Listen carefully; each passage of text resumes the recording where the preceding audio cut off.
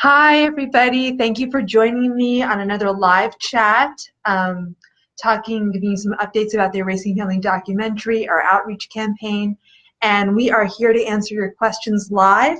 So if you want to ask a question, raise a comment, this is the time to do it. Before we get started, I just wanted to take a moment and to thank everybody who has been supporting the Erasing Family documentary with in-kind donations. That means by donating airline miles, by donating printed goods, by donating their time and volunteering. I want to give a big shout out and to, of course, all of those who are donating the funds that we need to create a film that will have worldwide impact and reunite erased families. Because the movie is an excuse, the movie is a tool to get society to talk about the largest public health crisis of our time, which is all of the children who are erased from their loving parents, siblings, grandparents, cousins, aunts, uncles, their entire family after divorce or separation, and how it's a preventable problem and nothing is being done about it. So today we're going to be talking about an important press strategy, how to talk with the media. I really want to hear your comments. This is interactive. Hi, Denise Fox. Thanks for joining. If you type in your name or something, I'll say hi back to you.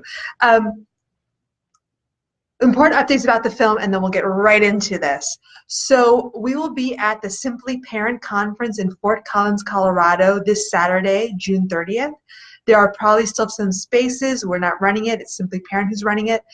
And if you are in the area, or if you're going to fly in like me and other people from New York, New Jersey, who I know who are going to be there, it will be a very interesting event. Brian Lidmar, who's a big supporter of the film, one of the best lawyers in Canada, who I had the honor to stay within his home when I was in Toronto, and he is working an insane amount of hours for trying to reunite families. And he'll be there sharing some very important lessons. Lots of other great speakers. I'll be there on a panel talking about what is going through the mind of a kid who can't see their parents. Hi, Angela Reyes. It's nice to see you. Thanks for joining. Any comments, please type them in. For those of you who want a very quick update about the film, we are aiming for an early 2019 festival premiere, which is very exciting. We have an Oscar-winning and Sundance premiering and Emmy-winning team working on the post-production of the film. We are taking it to networks, Netflix, HBO, all those places, and the response has been very exciting so far. And the interesting thing that I'm hearing is that there aren't other documentaries on this subject, because our documentary will be told from the point of view of the child going through this. And this is such an important distinction, because when you have the children talk about the trauma that they're going through, you cannot deny that what they're going through of having a loving parent erased from their lives isn't painful, isn't causing trauma, and it's something that can be completely preventable if we get rid of our adversarial family court system. I have a hello from Ontario, a hello from California, David Tajani. Oh, hi, David. He's one of our big supporters. God bless you. Joe Pelosi, also a supporter. Mary Blodgett says hi. Daniel James, don't know you, but nice to meet you from North Carolina. Wow, all over. And the other exciting news is that about 2 weeks ago, and you can see a video I did about it, we were at the AFCC conference in Washington, D.C., Association of Family and Conciliatory Courts. All the judges, lawyers, custody evaluators, mediators are there. And we had a table there. We had some volunteers. We had some great brochures that we're going to put on our website soon so you can download them and use them. And the feedback was incredible, because it is a film critical of the family court system. And over 100 lawyers, judges signed up to show the film. So we are not only going to be reaching the children, we'll be reaching the people who work in family courts, and both are important parts. We are definitely going to plan key screenings in legislative bodies that are working on laws. We want you to get out there and spread the film, which is why soon we'll be launching an ambassador program where we'll train you online and give you the materials, and all you have to do is ask people to show the film, set up screenings, so when it comes out, it's just a matter of logistics. Local libraries, high schools, universities, family courts, Rotary clubs, houses of worship. There is no such thing as too many screenings. It can be in people's homes. Hello from Portland. Oh, I love Portland. Stay weird, Portland. So this is going to be a very exciting program that we're going to be launching soon. And if everybody who's on the site, no, if half the people who are following this film right now, we have 20,000 followers, if half of them each get one screening, and each screening has 100 people in it, that's 1 million people who will see the film just in a public forum, which will be amazing, because after the screenings, we want to bring in professionals, experts, local families to talk about this issue and to start thinking solutions, to start forming support groups, to start working on how we can solve this problem, because this is a solvable problem. This is a preventable problem. David Tayani says, everyone, please share this on your Facebook walls, please. Yes, you can share it right now. I am going to see if we can share. I don't think I can share because I am actually talking. But thank you, David. That is very good advice. So let's talk about press. And please interrupt me with comments and questions. Hello from Redding, California. Oh, hi. Hey, hi, Helen. We talked, and I was like, one of our protagonists is from Redding, and we filmed so much in Redding, so we are going to have a big screening in Shasta County, and they were so nice to us in Shasta County. We were able to film at the court. We were able to film in what's it called, Child Support Protective Services. We were able to film with county officials. They really opened our doors, a lot of small town hospitality in Redding. So to get right to it, the bad news that has been on the front page headlines is that families are being separated at the border when they're trying to cross and ask for asylum. What's interesting about this, and the reason why I bring this up, is a lot of people are chiming in. Obviously, the images are horrible, but also saying that for a young child to be forcibly separated from a parent, this causes toxic stress, which causes PTSD, post-traumatic stress disorder. It can cause physical illness because a child not being able to understand why they can't see their parent, especially a very young child, even if it's not permanent, this is a very damaging experience. Now, all of us who are going through this are like, obviously. But what's interesting is we have all these experts who are chiming in, and they're beginning to see connections. The New York Times ran an article about looking at the parallels between what's happening at the border and what's happening in the foster care system. So we're only one step away from talking about what's happening in the divorce court system. But this is where we need to be cautious and we need to be smart. I see a lot of parents who post on Facebook, how dare you talk about all these kids who can't see their parents at the border? What about the American kids who can't see their parents after divorce? How dare you? I'm tired of all this. No, that has to stop. It always has to. We always have to talk about this is a similar issue, and we need to lend our support to the issue that is pressing now, which are these kids at the border. It's not a competition.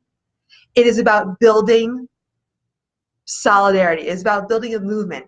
Because imagine if you go, because a lot of people are like, oh, I can't believe everyone's going to this protest. Go to the protest and support what's going on. Introduce yourself. And that is how you build a reciprocal movement. That is how you begin to build allies. It's not by being jealous of the attention they're getting, because, God damn it, they're going through some awful things right now, and it's shameful. What we need to do is we need to broaden the scope, and that might not happen tomorrow, might not happen next week, it might not happen next month, but in a year or two, those people remember that you gave them their support, and they will be willing to listen and give their support, because we can say we're about keeping families together, whether they're families at the border who are crossing, whether they're families who are going through CPS, Child Protective Services hearings, or whether they're families going through family court. Because the only reason why a child should not be in contact with the parent or have very limited contact is because there's proven abuse and the situation is dangerous for the child. Not because we think it could be dangerous, not because the parent did something wrong. And, and that also goes for parents who are incarcerated in the criminal justice system. So these are all related issues, and we can broaden our movement. We can broaden our scope by working together, by being supportive.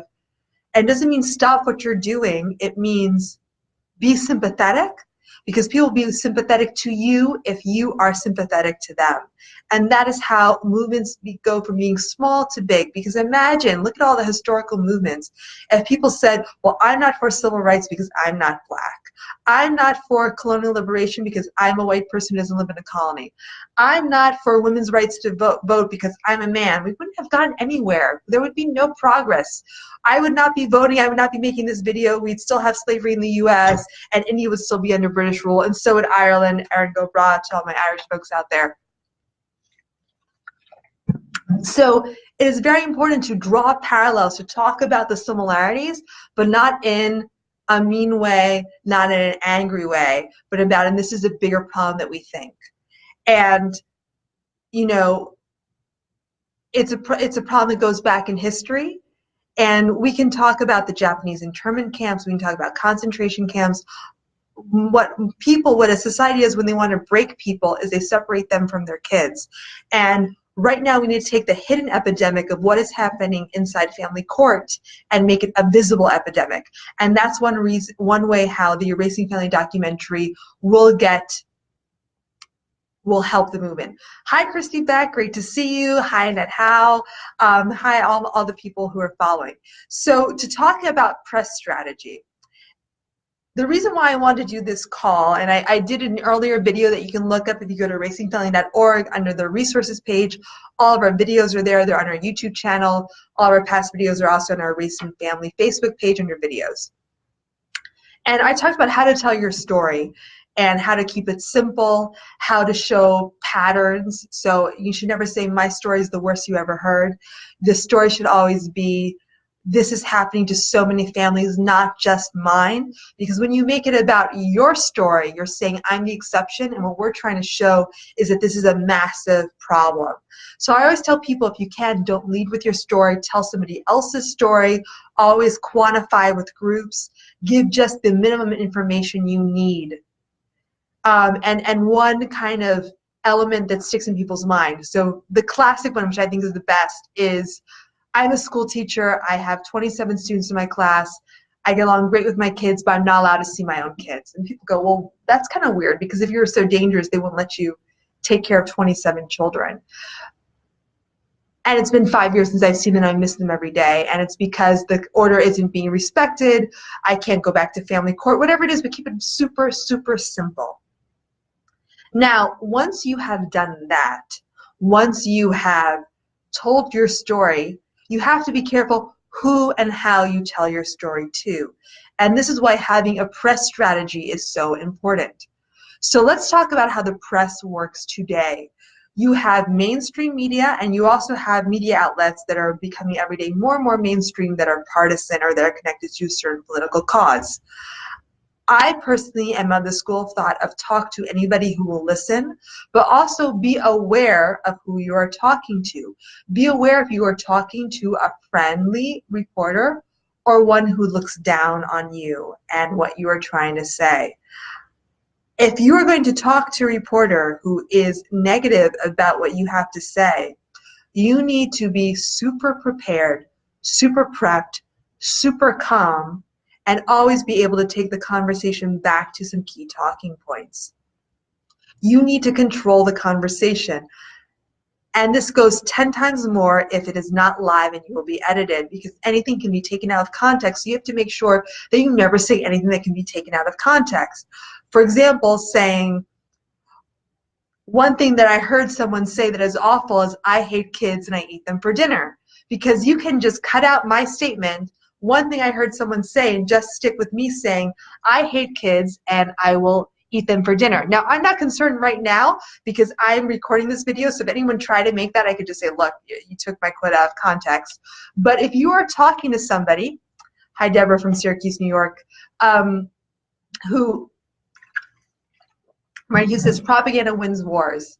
Yes, and we're not talking about creating propaganda. We're not talking about lying. We're talking about clear messaging. So it's always going back to our central message. And what is our central message? Can someone type in right now in less than 10 words, what is our central message? I'm hearing crickets. Come on. Someone has to say, what is the central message in less than 10 words? You can even go to the erasingfamily.org website and copy it down. It's on our header. And it doesn't have to be that one, but it should be something similar. If a reporter said to you, what are you trying to accomplish?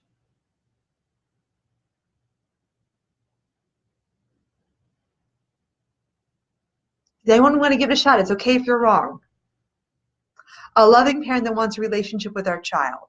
So that is who you are. Kids should have both parents. Very good, Heather. Family court is fundamentally flawed. Very good, Brendan. So can we combine these? Can we combine Heather's and Brennan's? Kids should have both parents, and family court is fundamentally flawed. If someone can combine the two, so we know, because one, it's important to always say when we're talking about family court is say we're talking about children. We want to have a child-focused message. So I would say something like, and we can probably come up with something better, kids have the right to love both parents after divorce or separation. And right now the family courts are not helping that. They're not helping that happen. Even sometimes you have to practice a little more. And we can say it in different ways. Maintain family bonds after divorce. Kids should have both families. Very good. But right now we should say what is the problem and what we want in the same sentence. So right now family courts are not preserving family bonds after divorce, and this is creating lasting trauma in children. So something like that, we're talking more about the problem. So all of these are very good, and you can play with them and come up with something like really catchy. So Tara Jane says, co-reform is needed so that kind failed can have a loving relationship with both parents, so that kids can have a loving relationship with both parents. So this is all very good. Keeping it family-centered. So it should never be about manipulative exes, borderline personality disorder, evil judges. Always stay away from words like evil, corrupt. You should always make sure that what you're saying can be backed up. It's okay, Tara, don't worry. But it's good to be aware before you send something to check for typos, to check for grammar. Why? When you have a typo or grammatical or spelling error, and trust me, I am a horrible speller. It was my worst subject in high school. I'm a horrible proofreader. It makes you look like you're not reliable, like you don't have your stuff together, and like you're stupid, which you aren't, which I'm not. We're all very intelligent people, but that's how people can read, and appearances are very important. So for example, before talking to you, and this is a very informal talk, I put on a little makeup, I brush my hair, I put on my clean shirt, I make sure that my background is like this and not like that wall. These are just little tiny things that we can do to make sure that we are perceived as professional and reliable sources. If there's any questions about this, please jump in. So it means, it doesn't mean you have to wear a suit and a tie or heels and stockings if you're a woman. It means, though, you should look neat, nice and presentable, business casual or above. If you only have one suit and it fits you horribly, don't wear the suit. You should look like a nice person, and always ask for feedback. And all of this, and this is, I think, the big takeaway, if you take away one lesson from today, it's before you talk to the press, before you talk to a politician, practice with people who don't know about this topic, practice with people who don't know you, who, maybe it's someone from work, maybe it's somebody who's you met at a restaurant, maybe someone on a bus, in an elevator, and just practice and see what their reactions are. And if it's not working, if they're confused, if they give you pushback, change the message. There's nothing wrong. There's nothing wrong with changing your message if it's not working. That is a sign of intelligence. Saying the same thing or doing the same thing over and over again, expecting different results, is the definition of insanity, right? We've all heard that quote. So if you are trying to talk about, let's say, parental alienation awareness, and it's been years and you still have to explain what parental alienation is, stop using the term, use a different term.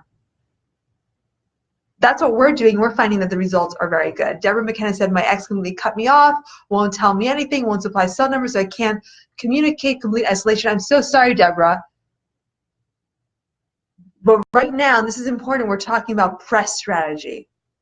If you need help with a support group, if you need help with a lawyer, if you need help with a psychologist, I am neither of those things. Right now, and this is so important because people always want to bring it back to their story. Well, what if in my case is like this? And when we're talking to the press, we need to have a unified front and talk about patterns, numbers, how big this problem is. And by focusing on your own story, you're basically saying how small this is, how unique your story is. So another big takeaway, never say, my story is the worst you've ever heard. My story is unique. What you need to say is, as horrible as my story sounds, I'm not alone. Because there are 22 million parents like me in the US alone. Good news for the Canadians listening, we are working hard behind the scenes to get some good Canadian poll numbers out. But you can also say something like, if you're in a small town, I know 10 other families going through the same thing in our small town of 20,000 people. That's great, and because what the press loves is to show patterns, and they don't want to get involved in investigating one case because it gets down to he said, she said, they're never sure whose side they're taking. But if you can show corruption from a court level and how it replicates, and then if you can show how this is causing trauma in the children, that is a newsworthy story. So for those of you who are in my talk in DC, one thing that I really pressed on in the talk was how journalism works. So Brendan Hughes just said, a unified front will help not having the message marginalized. Yes, and that means that everyone has to be on the same page. It also means leading with one issue at a time. So if you're going to a local reporter saying family court is corrupt, they're going to be like, okay, what do I do with that? Judges are corrupt. Yeah, maybe they are. I believe you, but what can I do with that? If you say the guardian ad litems, which we're required to hire and pay for in our court system, charge $500 an hour for years, and when parents can't pay the fees, they go to jail, and they're not helping these families, they are prolonging conflict to earn more money, and you have 10 cases that you can back this up with, that is a powerful story because a reporter can check that, but you already did the work. And this is so important. You can use this to your advantage.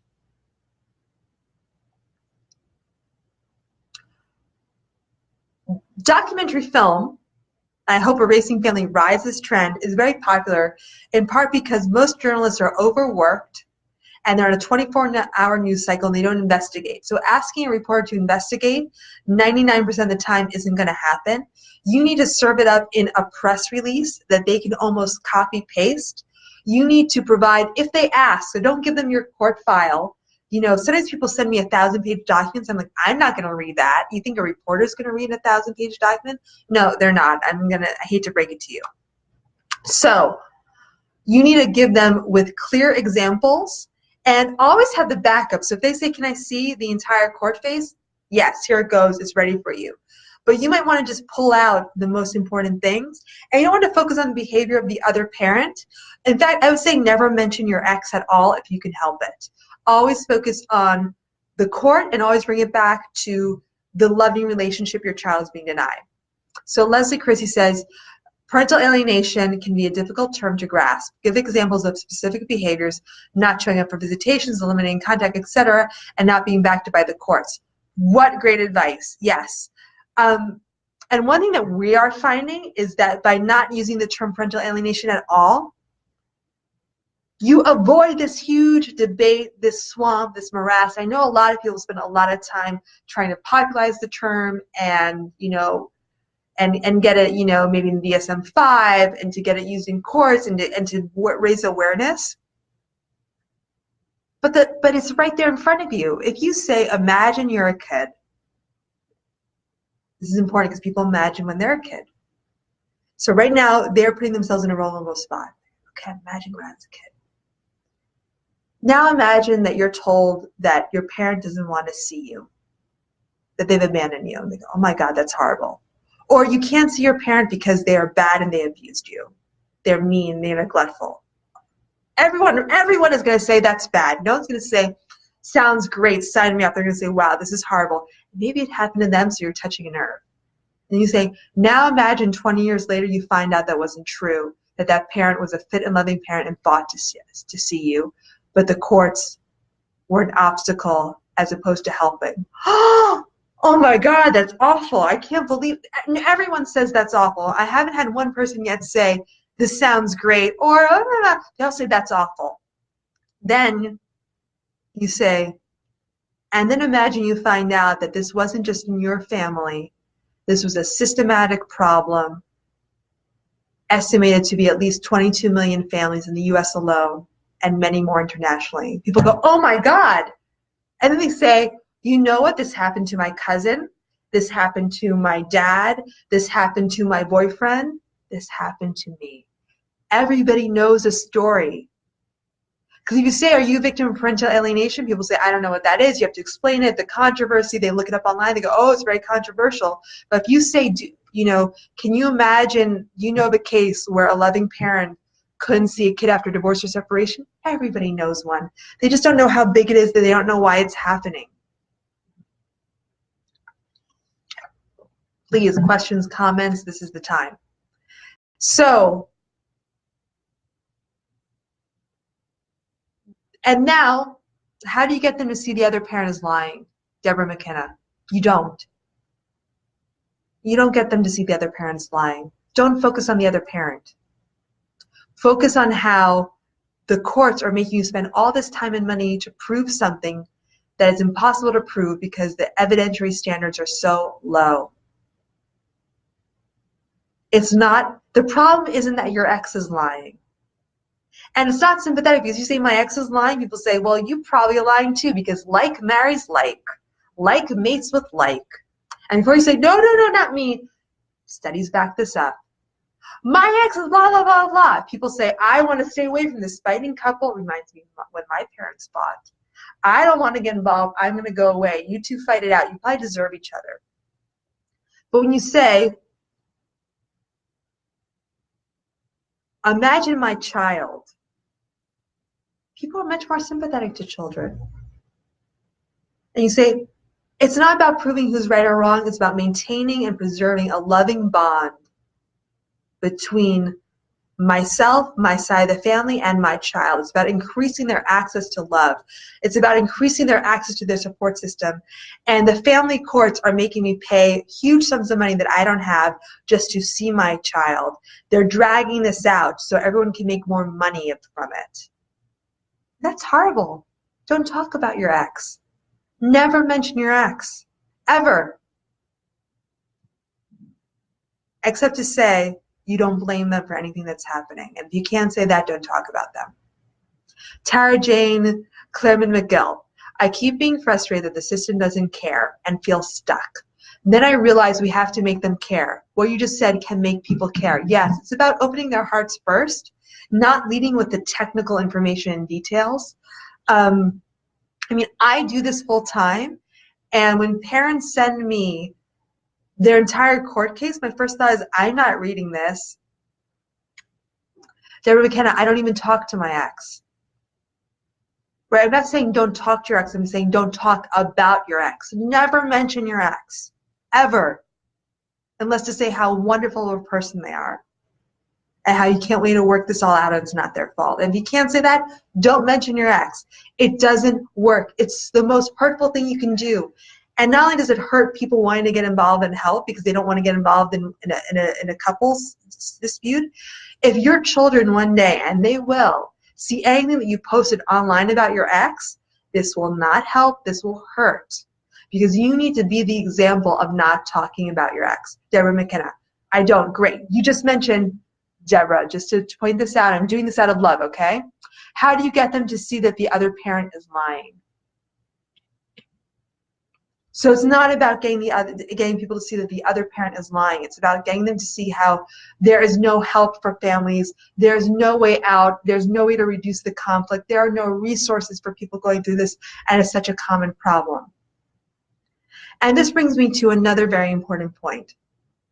Often people go and talk to the media because they're desperate for a solution to their own case, and I totally understand that. But if you are unable to think clearly, to think with a cold head, to be calm and to be presentable, you should not speak publicly.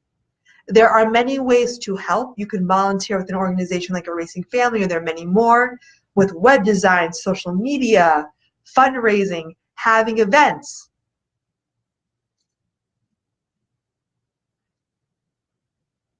You can have support groups, and support groups are so needed. Simply Parent has a program where people can set up support groups in their own area. So that could be a resource. But the people who speak in public, the people who speak to the press and politicians, need to go through a formal training, which we will offer soon. They need to practice over and over again their talking points. They need to be presentable, they need to be likable, and their own stories need to be clear. So if it's a complicated story, they probably shouldn't talk.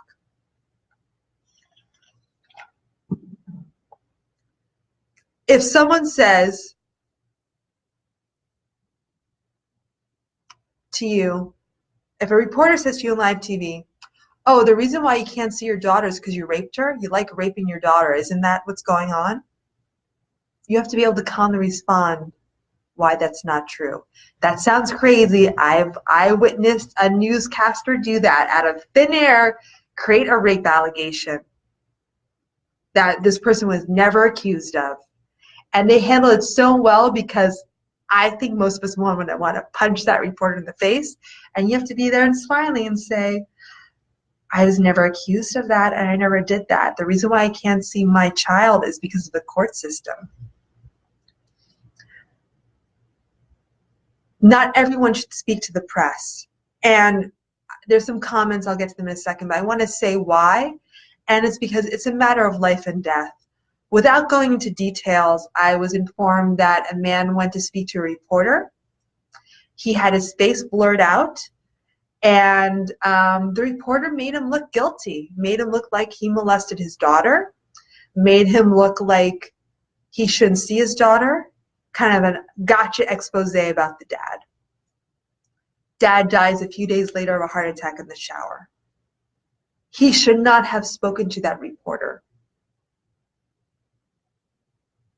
Someone else from his group of parents should have. Someone who can handle that pressure. And let me tell you, as someone, when I made my first film, Erasing Dad, it was censored in Argentina. I can laugh about it now. It was so tough to see yourself being slandered in the press. And it's a very hard thing to go through. Don't put yourself there if you can't handle it. Don't put yourself there if you aren't willing to do the work of the training. Don't put yourself there if you aren't willing to try out your message and see what works. Sometimes it's silly things. I worked with one dad, and people said, you have to cut your hair if you're going to be on TV. And he cut his hair. But his hair looked long and unruly. It didn't look good. You know, in his own life, did it matter? No. He has every right to have long hair. Does long hair make you a bad person? No. Does it make you an incompetent parent? No. But if you're going to be a public spokesperson, you need to follow certain rules. And if you're not willing to follow those rules, that's okay, but don't speak to the press, don't speak to politicians, don't speak at rallies. Perhaps don't even go to rallies. So now I'm going to get to some questions. So Deborah McKenna, you keep on bringing it back to your case. We're really talking about the press, and this is so important. So Deborah McKenna, and I say this with love, what you need right now is support, to start a support group to find families like yourself. What you need is to become whole again. Please watch our videos about the importance of self-care. But you're an example of someone who should not be a spokesperson yet. Maybe someday you can, but not right now. Brendan Hughes, solid advice. You hurt yourself even thinking of them. Yeah. Angela Reyes, I'm Canadian living in California. My kids in Ontario with their dad. The court custody battle is going on in Ontario for over 3 years now. I feel confused as to which court system I can advocate to change. I'm guessing Ontario, if that's where your kids are, but it's a worldwide problem, so it doesn't have to be your case necessarily. And you don't have to be the leading example. I'm going to give a very good example of something that I saw in my past. Before I did this, I was a journalist and also an activist. So now I'm combining both with the film. I support a group called the Kensington Welfare Rights Union, which was a group of women receiving welfare in Kensington, and they wanted to increase their benefits, access to social services, improve their community. The group itself was about half African American women and half white women. Maybe it was more African American than white, or Latinos, but white people were the minority. The spokesperson for the group was a very attractive white woman. And we asked the group, why would you choose this woman who's not representative of you? And they said, you know what? No one will listen to a black woman on welfare, but they'll listen to a pretty white woman. That says something horrible about our culture, but also they were able to see what would get their message the best press airtime. Mary Blodgett thinks she's estranged rather than alienated. I don't know how to judge that. We don't use either of those terms. In general, alienated is when a kid rejects a parent for no good reason. Estranged is when there is a good reason. So we use the term erased by family courts. Mary Blodgett, my point is I probably don't fit into the group. So, and here's something that, you know, I think this is very important to talk about. For this to be successful, the movement needs to attract professionals who aren't personally affected by this. Maybe there's someone in their distant family, maybe this happened to them. So you can help and advocate and create change if you aren't personally affected, and probably even better. So a lot of times people say, how'd you get involved with this? What's your personal story? That's okay, but you know, we want to have people say, I have no connection with this, but I wanted to help. Mark Ellsworth, agree, yes, and I believe also the focus of topic and communication must be suffering, emotionally, psychoneurological rewiring the children are being exposed to when in custody, both physically and emotionally, the targeting parent. Wow, that's hard to say. This is about the needs and the protection of children's rights. This truly excludes, I'm sure you're aware, a human rights issue and an issue at the highest level of the United Nations. Yes. Mark, if you're going to say that, try to focus on shorter sentences and less words. Dana Kraft, my mom has been keeping my girls away from me for the last several years. I don't know how to respond. Our family tradition is alienation. Thanks for bringing that up, Dana. This is a huge cycle. So one thing we can also talk about when we talk to the press is like any form of abuse and mistreatment, like spanking, for example, like physical abuse, this can repeat, and we have to break the cycle. And if children learn this as when they're young, there's basically some children recover and they don't repeat these patterns, but about a lot of them will be alienated from their own kids, and a lot of them will become alienators. So we need to preserve family bonds so people can learn from their families and not repeat them, which is why this is a public health crisis. This is the biggest public health crisis that nobody is talking about. And we need to talk about it from a public health crisis, which in public health, what do you focus on first? The cure or the prevention? You focus on the prevention. You focus on getting the numbers down. You focus on having less cases. So it's not about saving each individual case. It's about creating a situation where these cases go down. So, for example, when the movie Bully came out in 2011, about 24% of children in the U.S. said they were being bullied at school. After the movie came out, it went down to 12%. Is 12% still too high? Yes, but that is a huge reduction.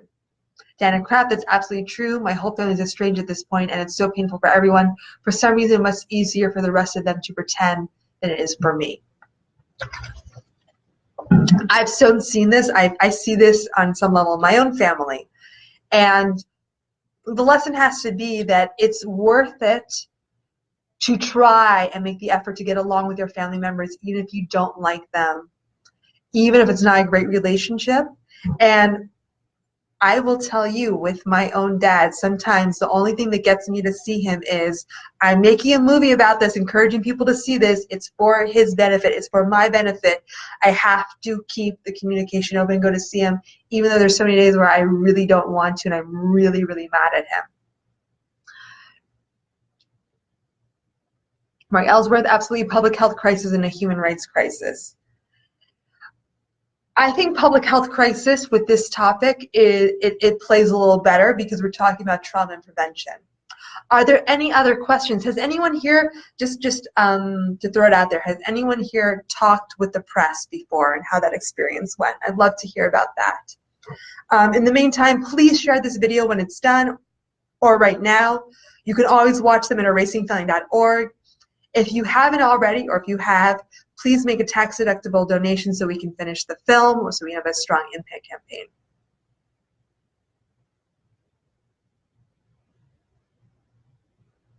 Anybody who has talked to the press, how's that gone? Debbie Mueller, is there a support group in Boise, Idaho for grandparents? Our daughter died 4 years ago. I don't know. Try Simply Parent or reach out to local groups in Boise, Idaho. Mary A. Blodgett, talk to the press about this topic? Yes. Has anyone here talked to the press about this topic? There's some people who are on this chat who I know have talked to the press. How did it go? Did it go smoothly? Were there problems? If you want to share or ask how you can make this better, this is the time. So anyone, or is anyone considering talking to the press? How would you go about it? Because we're nearing the end of the chat, so if I can give any practical advice about talking to the press. And to let everybody know, we'll start doing press trainings soon, because I feel that there's a huge need. Brendan Hughes, can we agree on some slogans? I think we can. I think that right now trying to agree on slogans together, it's a little, maybe that will be my next video. What are some slogans and catchphrases and talking points we can agree on? But at the very basic level, if a group is going to talk to the press, everybody has to be in agreement about the same points, and it should always be focusing back onto the children, their experiences. If you can find a child spokesperson, that is the most powerful thing. And it can be an adult child, but the younger the better. It should not be an actual child. If you take a 7-year-old, it's cute, it's sweet, but often then people say, oh, that child's being manipulated. So any other last minute questions about the press? So Brendan Hughes, if you want to start thinking about slogans, and maybe next week we can have a slogan talk, that'd be awesome. Dana Kraft says, thank you, Leslie Chrissy. I have not talked to the press in this area. I have other positions. Keep your talking points brief and make sure you cite statistics you can back up. Yes, so important. Don't make up facts. Mary A. Blodgett says, keep it short and to the subject. Be clear. Don't say and do make eye contact. And the most important thing is all of this requires practice, practice, practice, revisions. So what I do, for example, is I film myself and I look at the videos and I can say, for example, that my voice is too highly pitched. That's something I need to work on. Often I need to make better eye contact. So nobody's perfect, but it's good to be self-critical. Ian Serrano says, hi, Ginger. I've spoken to the press and I've had a major network very interested in my case and the PA epidemic in general, but a couple months into their investigation, they realized how deep the rabbit hole went, judges, friends of court, etc., and they decided against going forward with exposing corruption. This can happen, and that's why, you know, our documentary, I think, is doing something very important, and also to keep on trying and to keep the story simple by focusing. And I've talked with someone very close to you, Ian, if you know who I mean, and my big advice is talk about what the child is going through, because if you try to prove this multi-layered corruption, people often get scared off. But if you talk about, I'm a dad, I was a good dad, and all of a sudden I can't see my kid wants to see me, why, oh why, and it's not just me, here are 100 other people like me, all in my area, that's an interesting story. Louis Sifukin, hi, I'm new to this, and thus far everything I hear is true. Everything I've read and seen is pessimistic and fatalistic. So now I think Ginger is the right approach to expose and educate those in power. Thank you, Louis. Okay. It is so not pessimistic. In fact, every day I am filled with hope and optimism because I am seeing families get back together. I'm seeing families reunite. In the past 2 weeks, I have 2 reunifications that I know of. One was a young man on a plane. He sees the trailer of the film and he says, I'm going to call my dad tomorrow after not having talked to his dad for 10 years and having said, I don't need a dad. There was another woman in our film who I was filming her reuniting with her son after about 10 years of no contact, but still hadn't reunited with her daughter. I film her and she symbolically lets go of the past.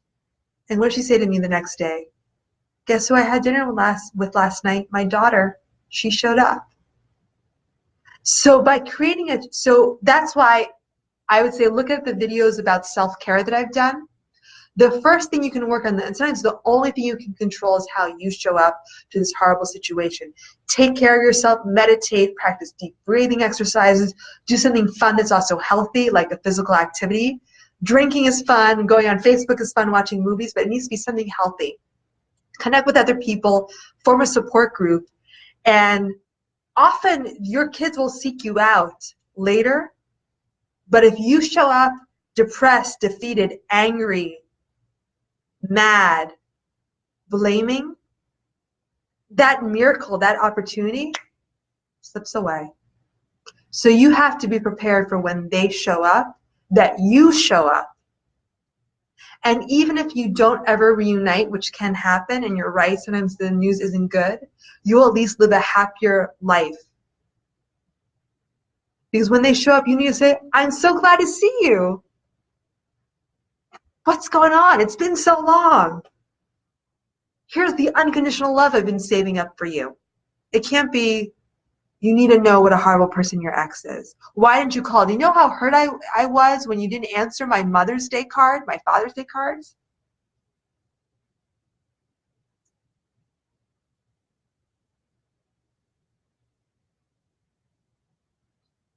Angela Reyes, I've been trying to find the trailer of their film. Is it available for all to watch, or where can I find it? So Angela Reyes, right now we are showing it at events, and we are showing it to supporters who are in our giving circle or associate producer circle of people who have donated. So if you are interested, we are setting up call times, and we will release it soon. We haven't released it yet, honestly, because we are still filming, and we are waiting to reunite one last family. When we do, we will release the trailer. So that's why. So everyone will be able to see it and use it, but we are still in a very sensitive position, so it's by invitation only. It's powerful, and the reason why it's powerful, I'm not saying this to toot my own horn, it's because we went through 9 versions. Well, so this version of the trailer, we went through 9 versions, and if you count the other trailer we had before, it's like version 15, and we test to make it the best it can be. It's not perfect, nothing is perfect, but you can always make it a little bit better. Leslie says, when kids show up, they want to know that you aren't going to be a burden to them. So true, Leslie. You need to be a good, productive place where reconnecting with you, it looks attractive. Yes. Especially if they're adults, they're only going to be involved because you are an asset to them. You are not competing. You're not putting them into a loyalty bind. You are increasing and multiplying their love. So true. And if you go to that with the media that you are about love, your message is so much powerful. Very important lesson from Chile, the country Chile. When they set out to reform custody laws to give men and women equal access, because before women had the custody and men had the decision-making power, which is just crazy, they said, they called their movement a father's love. Though also in Spanish, padre could be father or parent. And they just said, these laws are antiquated. These laws are from the Victorian era. Let's get these laws into the 21st century. Because this is about expanding love. And they're always about teddy bears and hearts and about, you know, we want to be there for our kids. All about love. Let us be there for our kids. That law passed unanimously in both houses of the legislature in Chile. Because who can be against love? If someone wants to be against love, let him be against love. Katie Shigels, I want to encourage support to all the loving parents here. We must focus on lots of prayer, faith, hope, and love. No matter how hard it gets, we can all make a difference in our own erased situation, the future generation, to erase PA and past instead of erased families. Be strong and courageous. Have faith. Our true selves can make something good to all of our happen. Have hope. Hang in there, everyone. Leslie Crease, spot on. So if that is all that we have to talk about today, I will say goodbye. We'll be at the same place next week. We'll be talking about slogans and talking points. So your homework. Your homework. Yes, you have homework. So the first thing, share this video. Very simple. Just put it on your wall. If you're in a group about this, share it to the group. If you know of a parent who's going through this, share it with them, especially one who talks to the press a lot. Share, share, share. You can embed this video anywhere. We will have a YouTube embed up in our site in a few days. You don't have to ask permission. Please share, share, share, share, share. So if anyone can share, put a thumbs up, you know, say I'll share just in the comments. Very simple. That's the easy homework. It takes 5 seconds and you're helping. Number 2, think about talking points, statements that you can say to the press that are very, very short. Practice them if you can with other people. Practice saying them. Do they roll off the tongue? Are they easy to understand? Do they contain no technical language that you have to explain?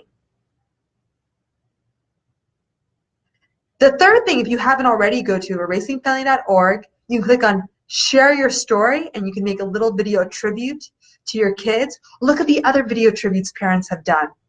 Which ones work? Which ones move your heart? Which ones don't? And we're using the best of them in our film.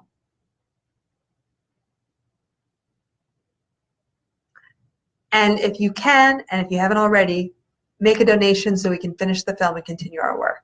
So that's a lot of homework. But even if you do all of it, it's only about, even if about 5 minutes, 10 minutes, plus maybe practicing the slogans an extra 10 minutes. It's not a crazy amount of homework.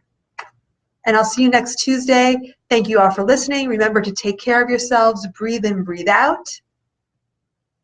Find somebody to talk to, connect with like-minded souls, and we'll also be at the Simply Parent Conference in Fort Collins this Saturday. There's still room. We're not organizing it. Go to simplyparent.org to sign up. Ciao.